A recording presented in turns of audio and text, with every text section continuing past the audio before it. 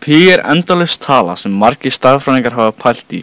Pi er saman sem 3,1415, 92, 65, 35, 89 og 79 og svo framvegis. Þetta er hringur. Hann hefur engin horn og er 360 gráður. Geisli eða radíus er striki sem byrjar frá miðju hrings og fer út að enda hringsins, en það er oft táknað sem R.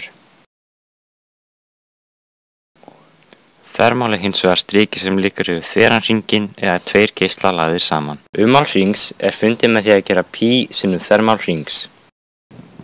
Flatarmál hrings er hins vegar fundið með því að gera geisla í öðru veldi sinnum pi. Ferhyrningur hefur 4 horn og er 360 gráður. Á rétthyrningi er alltaf 90 gráður á hverju horni. Flatarmál ferhyrnings er fundið með því að gera lengd sinnum breidd.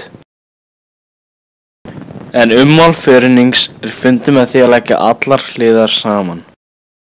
Þríhyrningur hefur 3 horn og er 180 gráður. Flatarmál þríhyrnings er fundið með því að gera hæð sinnum grunnlínu deilt með 2. En ummálið er fundið með því að leggja allar hliðar saman.